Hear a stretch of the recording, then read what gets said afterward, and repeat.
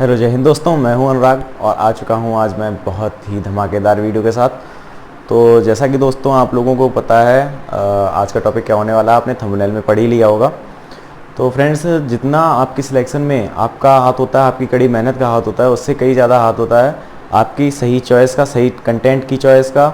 सही कंटेंट की चॉइस से मतलब सही राइट बुक्स का और राइट स्टडी मटेरियल का, राइट टीचर का। इन सब चीज़ों का काफ़ी महत्व होता है आपकी सिलेक्शन में। वीडियो शुरू करने से पहले मैं आपको एक बात बता देता हूँ।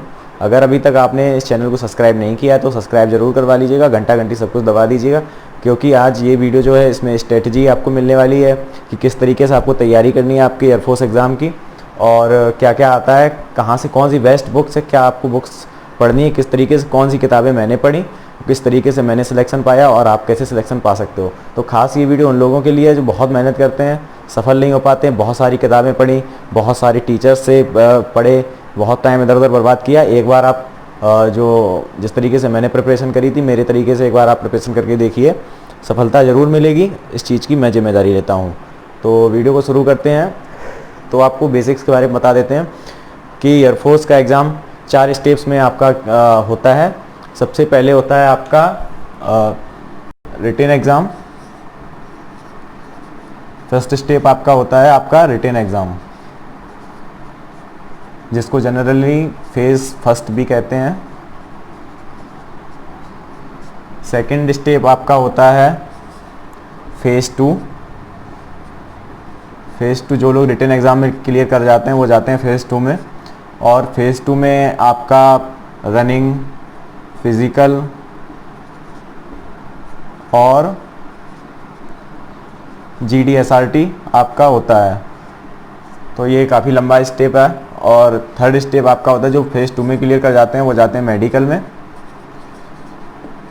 और जो लोग मेडिकली फिट हो जाते हैं उनका बनती है मेरिट। तो लास्ट आपका स्टेप होता है आपकी मेरिट। और 5वीं स्टेप होती है आपका एनरोलमेंट। सब कुछ क्लियर करने के बाद आपका एनरोलमेंट होता है। और एनरोलमेंट भी एक स्टेप है। अगर आप इसमें कोई डॉक्यूमेंट वहाँ पर आपका गलत पाया जाता है या फिर कोई वहाँ पे फाइनल मेडिकल में आप फेल हो जाते हैं तो एनरोलमेंट से भी आप बाहर हो जाते हैं। तो ये 5 स्टेप्स हैं और सभी की एक खास इम्पोर्टेंस है। तो रिटन एग्ज़ाम आपका 30% आपकी महत्व होता है आपका रिटन एग्ज़ाम का, 30% ही आपका महत्व होता है आपकी फेज़ 2 का। और मेडिकल आपका 30% आपका मायने रखता है। और जो आपका मेरिट 5% ये और एनरोलमेंट आपका 5% मायने रखता है, क्योंकि मेरिट आपके रिटन एग्ज़ाम के स्कोर के आधार पर ही बनेगी। अगर आपने अपने रिटन एग्ज़ाम में अच्छा परफॉर्म किया है तो आपको मेरिट से कोई बाहर नहीं कर पाएगा। तो कट ऑफ से अगर आपके 4 नंबर या 5 नंबर आपके ज़्यादा हैं तो आप कभी भी मेरिट से बाहर नहीं होंगे। और तो इस तरीके से ये सब हो गया। इसके बाद बात कर लेते हैं रिटन एग्ज़ाम की। फेज़ 2 मेडिकल और मेरिट, ये इन सभी के लिए मैं अलग से वीडियो बना दूंगा बाद में। तो आज हम लोग बात करने वाले हैं केवल रिटन एग्ज़ाम के बारे में। रिटन एग्ज़ाम के बारे में आपको पता होना चाहिए। रिटन एग्ज़ाम में आपके एक्स ग्रुप के लिए 3 सब्जेक्ट आपके होते हैं इसमें। फर्स्ट होता है आपका मैथ, सेकंड होता है आपका फिजिक्स और थर्ड होता है आपका इंग्लिश। 25 नंबर की आपकी मैथ होती है, 25 की आपकी फिजिक्स और 20 नंबर की इंग्लिश। टोटल आपका 70 मार्क्स का एग्ज़ाम होता है। अगर आपने 70 में से 40 स्कोर कर लिया तो आप कभी भी मेरिट से या सिलेक्शन से कभी भी बाहर नहीं होंगे, क्योंकि 40 एक बहुत ही सेफ स्कोर है। आपको हमेशा ही 40 का टारगेट लेके चलना है कि आपको 70 में से 40 नंबर तो गेन करने ही करने हैं। कोई भी कठिन काम नहीं है, केवल आपको राइट जो मैं पढ़ाऊँगा फिजिक्स, 25 में से एक भी क्वेश्चन आपको बाहर नहीं मिलेगा। केवल आप मुझे फॉलो करिएगा, जो पढ़ रहे हैं वो तो पढ़ना ही है आपको। और एक बात बता दूं, जितने मैं आपको पढ़ाऊंगा फिजिक्स में, आपको प्रॉपर नोट्स बनाने हैं। नोट्स अगर नहीं बनाया तो कुछ भी नहीं हो सकता। प्रॉपर नोट्स आपको बना के चलना है। एक एक चीज़ आपको लिखनी है, उसको डेली रिवाइज करना है। एक भी क्वेश्चन आपका बाहर नहीं जाएगा।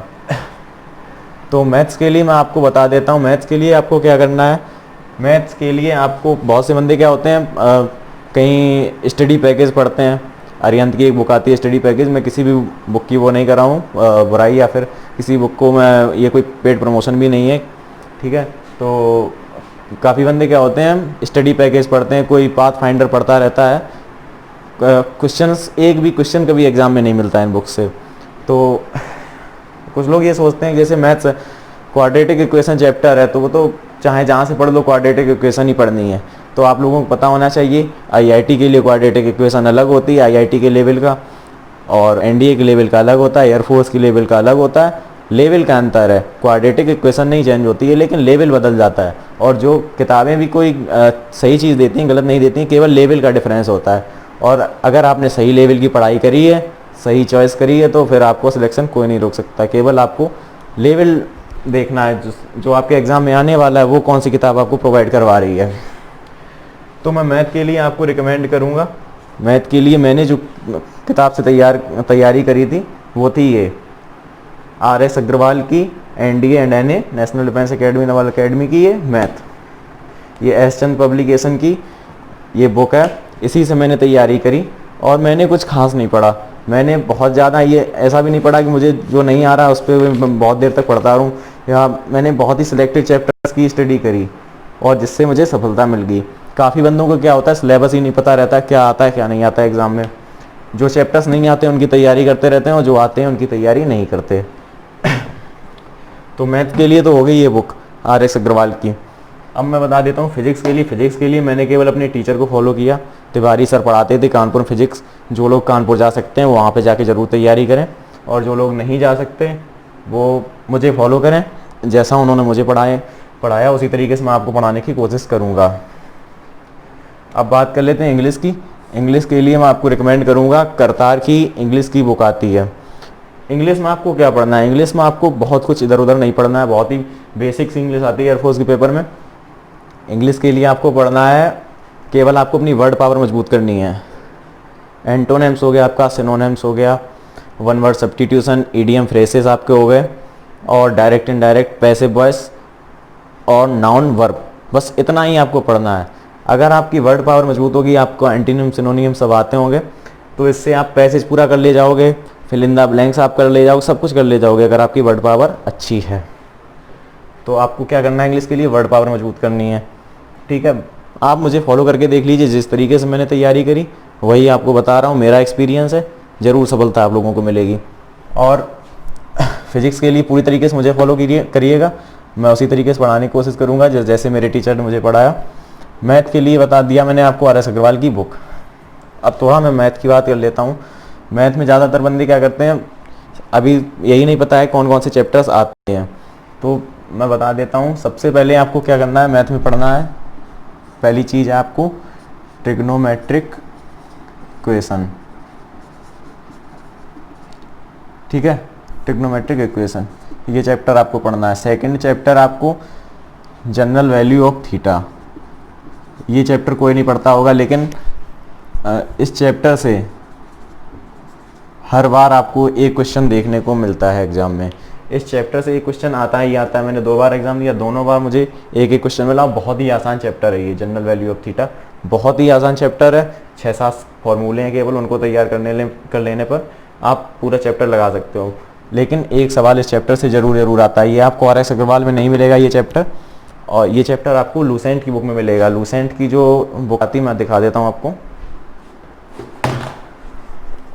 इस बुक में, ये जो लूसेंट की बुक है इसमें आपको ये चैप्टर मिल जाएगा। ये है general solution, trigonometrical equation and general solution, ये चैप्टर आपको मिल जाएगा। बहुत ही इंपॉर्टेंट चैप्टर है, एक क्वेश्चन जरूर आता है इस चैप्टर से। मैंने केवल क्या पढ़ा, ट्रिग्नोमेट्री पढ़ी, general value of theta, inverse function, ये चैप्टर आपका जरूर आता है इससे क्वेश्चन, ठीक है। इसके बाद RS अग्रवाल की बुक में आपको 2-3 चैप्टर एक्स्ट्रा मिल जाएंगे, जैसे हाइपरबोलिक फंक्शन नहीं पढ़ना आपको, नहीं आता एग्जाम में, आपके सिलेबस में नहीं है, ठीक है। इसके बाद आपको प्रॉपर्टी ऑफ ट्रायंगल भी नहीं पढ़ना, ये भी नहीं आता है आपके एग्जाम में, मुझे तो नहीं देखने को मिला, शायद सिलेबस में भी नहीं है ये। इसके बाद आपको आ जाना है एलजेब्रा में। एलजेब्रा में आपको सारे चैप्टर्स पढ़ने हैं।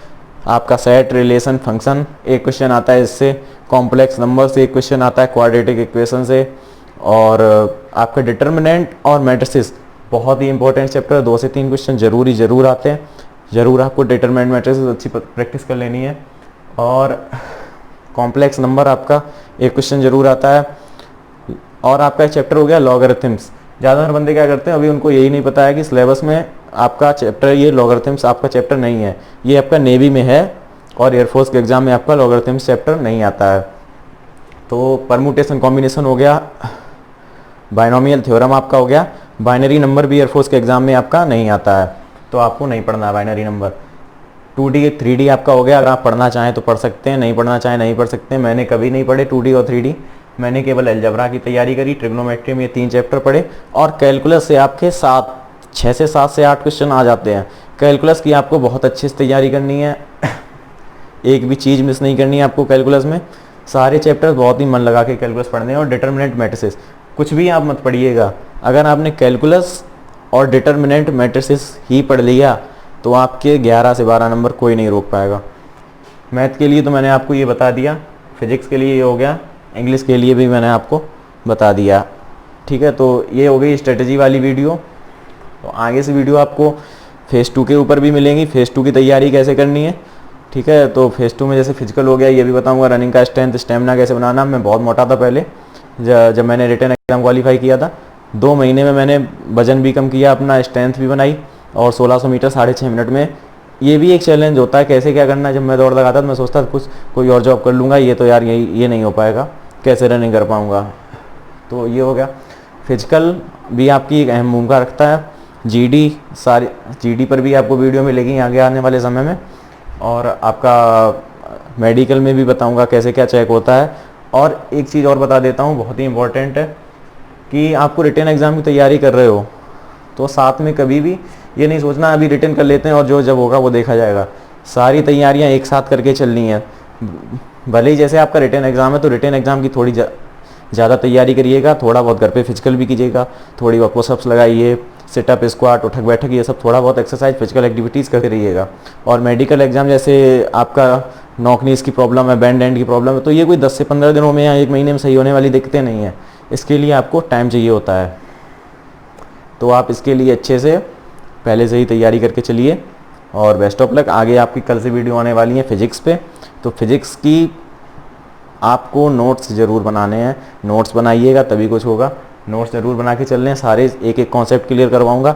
और एक चीज़, हमेशा कॉन्सेप्ट से तैयारी होती है, एक लाइन और MCQ ये सब पढ़ने से कुछ भी नहीं होता, मैंने भी बहुत पढ़े। जब तक आप कॉन्सेप्ट नहीं पढ़ेंगे तब तक सफलता नहीं मिल पाएगी। धन्यवाद, जय हिंद।